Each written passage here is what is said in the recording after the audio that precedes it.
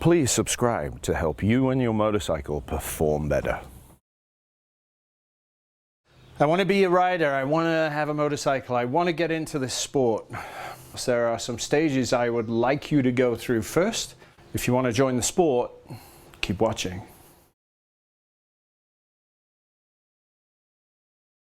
At 2 years, about this timeline in your riding career, most people have got somewhere around 8 to 12,000 miles under their belt, which is great. So at 2 years, you also reach a point of doing the same thing with repetition.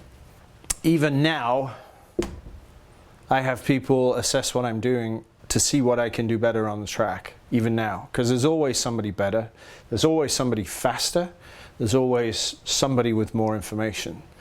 So when you get to this level of riding, that assumption metrics that you have can start again making you extremely comfortable. I'm good. Well, you're only good for what you know, so why not increase the amount of knowledge you have? First thing is, can you read more? Can you watch more? Can you get more information? Can you go on a course? Can you actually do a skills course and increase the knowledge base you have, and through that knowledge course get skills you didn't know you were missing, or skills that you were doing just slightly wrong, which is enough to make you tight and tense on the motorcycle. And in doing those courses, is there an assessment piece of that course where not only can you bring the education, use and leverage the content, but on the backside, to make this a full closed loop circle, can you be assessed? And as part of that, can you go there with that disposition to be open and receptive, be a glass half full person, and soak in what you're going to learn here? Because generally at about this timeline in your riding career, there are certain things that you will 100% take for granted because they've gone from your subconscious all the way down to your lower cortex or your cerebellum or whatever. Lizard brain is another name, and you're just doing it by default.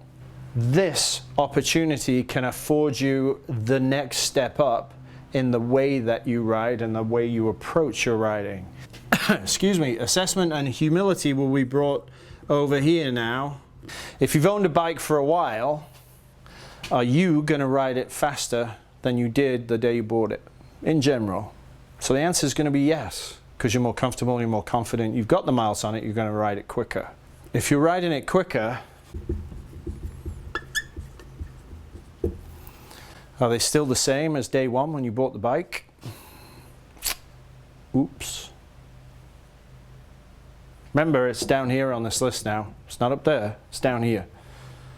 Because your attention's taken to other parts of our sport, mostly through the social part. So if you've become a better rider, where are your settings right now? And if you're a better rider and a faster rider, why are you riding around with settings now that are way, way, way below your ability? The question here is, are you exceeding it? If the answer to that is, I don't know, we have choices. Watch the video. Zip tie will show you how much travel is used. So, go ahead and watch the video. That's fine, but if you don't know where bottom out is on your forks, you're just guessing how much travel you're using. So these two have to be done together. So travel-wise, obviously nowhere near bottom. So your zip tie is buried. I put that on as soon as I bought it. Thank you. How much shock travel are you using? I don't know anyone, and have never met anyone, that has taken the shock out of their bike to clean and polish it, including the shock shaft in the middle, as part of washing and polishing their motorcycle. They might wash the spring because it's a nice color and they like the color, but generally I've never seen anyone take a shock apart to clean it and put it back in. So where is shock travel? That's going to be real simple. What is dirty and what is clean? Because where does the shock sit? right in the swing arm. Usually, there are some that are exposed on the side of the bike or at the side at the back where you can see them. But normally they're buried in the swing arm and get covered in dirt, chain lube and everything else. So you can look in there and see what's dirty and what's clean. So, and you're at 35 in the back. So, shock travel, you can see the little dirty section on the back. So the measurement we have leaves you 2 to 3 millimeters of unused shock travel, so that's perfect. Mm-hmm. So between what you learn from a book and what the real world is, you're right where you're supposed to be on travel. The other part is your forks are dirty and clean, so that shows you how much travel you use. But your shock is right here, so you can see it. So the other part becomes self-evident then of how much travel you're using. Well, you can see. So at this point now we need to reset everything else. So the red dial is compression, and if you watch your shock it collapses fairly quickly, and half your travel's eaten up with me pushing on it. You're not exactly 120 pounds. So we need compression. We're going to close it all the way and we're going to come back 6 clicks. 1, 2, 3, 4, 5, 6. What that means is, diagrammatically, if that is your shock shaft, then you have a rubber bumper at the bottom of the shock. If that distance there is 1 to 3 millimeters, where it's dirty and all of this up here is clean, that's perfect. That's absolutely perfect. But if there's absolutely no dirt at all here and it's 100% clean, then you have an issue. You are using every bit of shock travel you can have. And on every shock I've ever seen, you can use everything. That rubber bumper is there to stop you hitting the metal piece, that bracket, that's at the bottom of the shock holding the spring on. So this is crushable. And many times I've actually seen shock shafts with that rubber bumper floating around backwards and forwards here because it's been pounded so many times it doesn't fit here anymore, so it just floats around and just gets hammered. Keeping yourself in check is part of due diligence, like anything else you will do in your life, just like a review at your job. But because we are so vulnerable with our motorcycles, we have to go through these stages to see where we are at. So now the question is, how often? The faster you go, the more road you cover. The slower you go, the more leisurely you are traveling. And how does that relate? Well, it relates to suspension travel. So, slow rider, generally having fun, enjoying yourself, but not going ballistic nuts, then you should test at every 800 miles. Somebody that's fast should test every 500 miles. If you're at the track, you test every third day. 800 miles, that's quite a bit of riding for most people when they ride on the weekends only. If you're doing 500 miles, some of you may rack that up in 2 weekends. But in doing that 500 miles at the speeds you do, the velocity at which your suspension moves is significantly faster than the velocity of somebody else just cruising along, having a great time, smelling grass being cut and finding the person mowing the grass. So your oil will degrade significantly faster that way. So, oops, then we go to a track day where our average mile count might be 150 per day. Maybe. So at somewhere between 300 and 400 miles, we're checking and reassessing the amount of travel we're using. It is the easiest, simplest form of data collection that we can have on our motorcycles. Hi, just get back from the system. What got into you? What do you mean?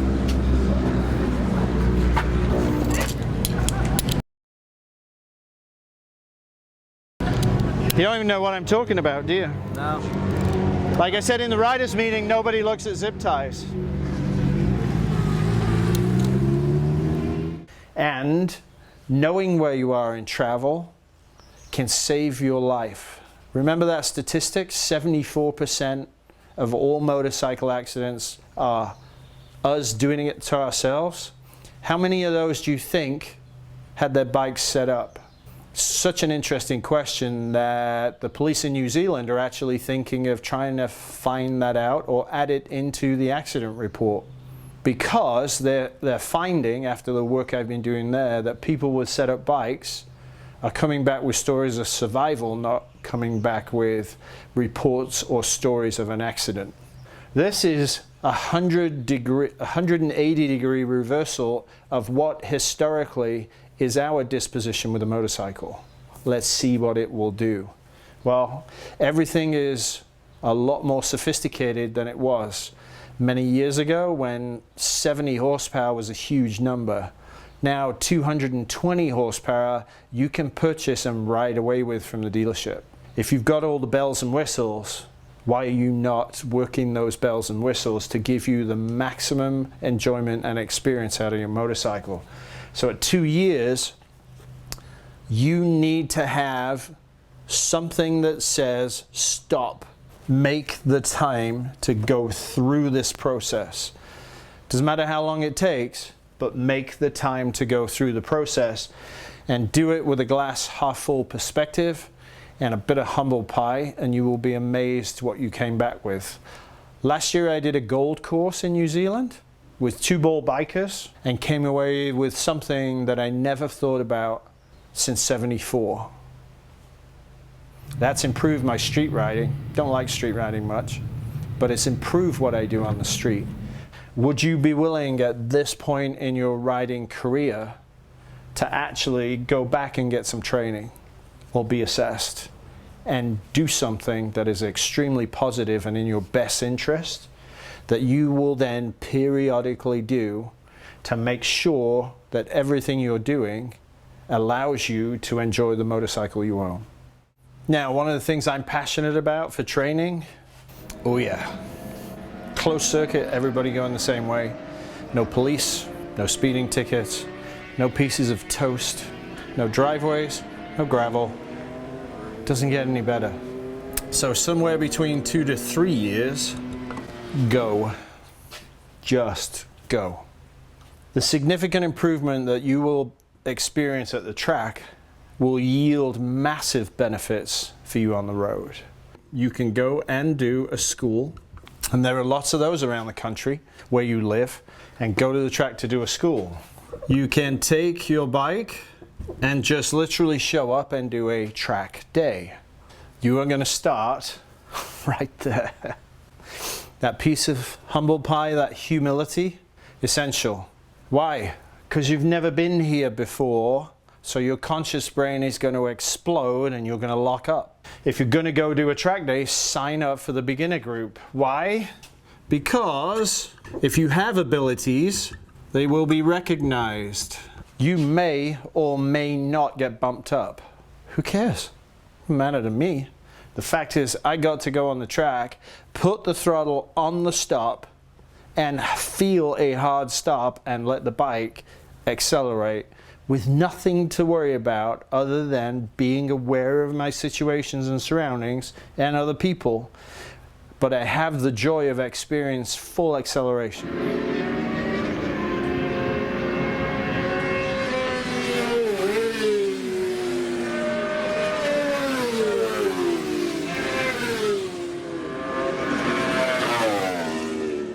If you've got good abilities, they may get you to do some one-to-one with them to introduce you to the track and show you such things as lines and reference points. Is my bike capable of being ridden at a track event? Well, depending on the nature or the organization, I have seen a Honda Rune go around the track and the owner be beaming for, I don't know, probably months. I've seen BMW GS 1200s going around the track, rider with the knee down. I've seen 500 cruisers, I've seen Harleys, I have seen a lot of motorcycles go around the track. Is your bike capable? Well, my first question, is it well maintained? If your bike is very well maintained, then you're in a good situation. So we'll spell it both ways.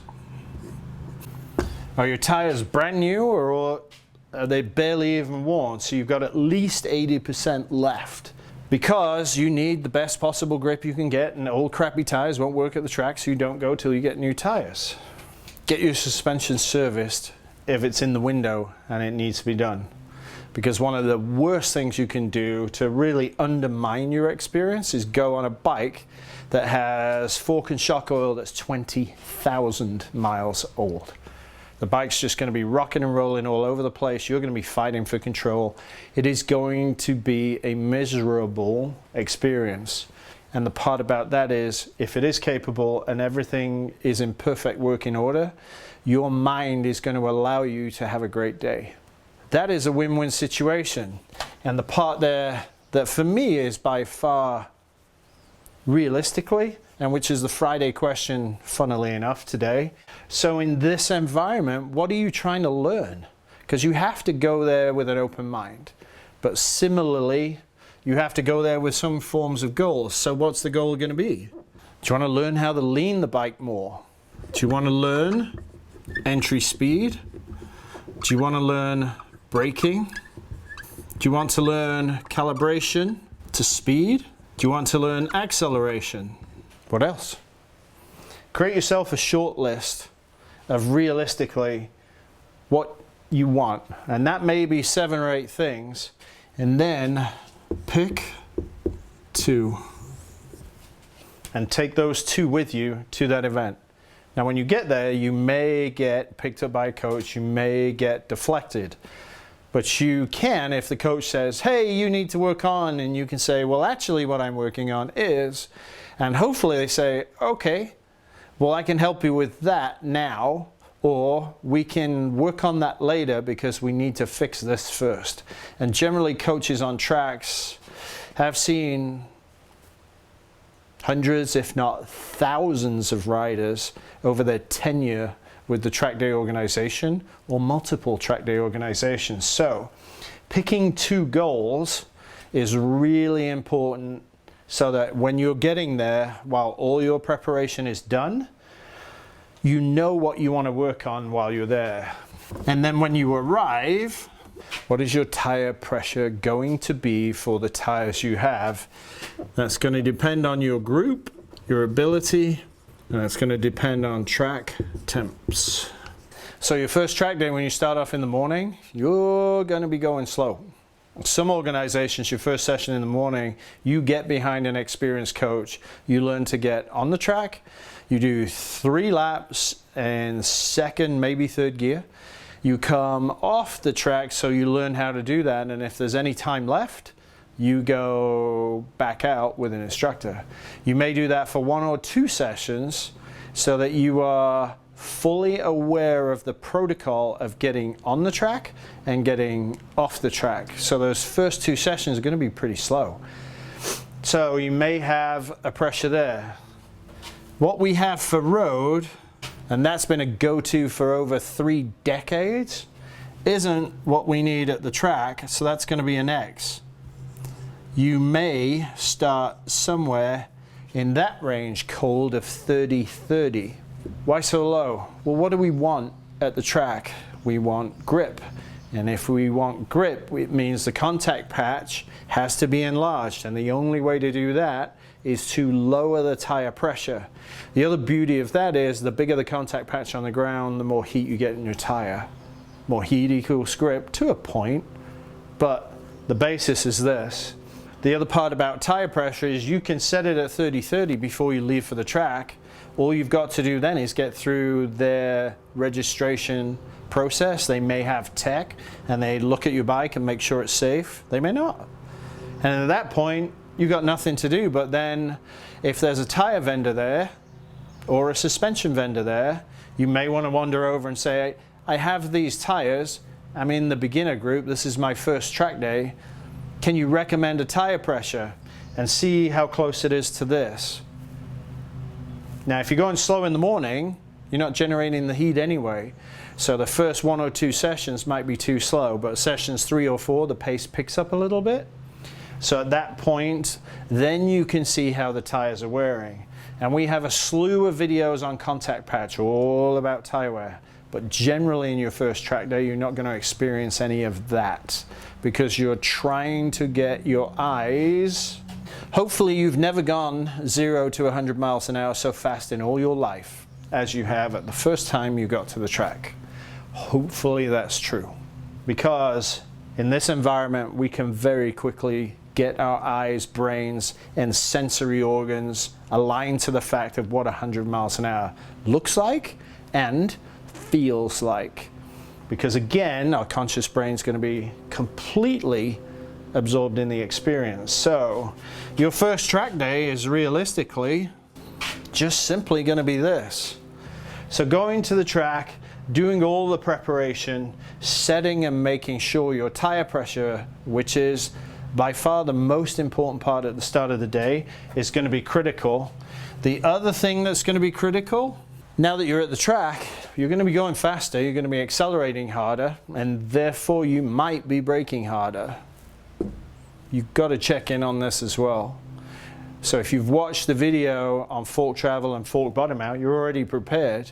You know where you are, you know what you're doing, and you know where the risk or the red zone is that you want to stay out of. So you might want to periodically throughout the day check this as well, because we want to maximize the experience that we are paying for. Once you've done your first track day, there are some very interesting, and they're all positive, repercussions from that track day. It's going to be very interesting to see when you choose to do that, but also be aware that with track day organizations or schools, there's certain entry criteria, and you need to be fully conversant of what those criteria are. Please consider that somewhere around the 2 to 3 year mark of your riding career, if not maybe a little earlier, go to a track day and get some track time, because you're gaining more knowledge in a different environment, but the benefit to your road riding is huge.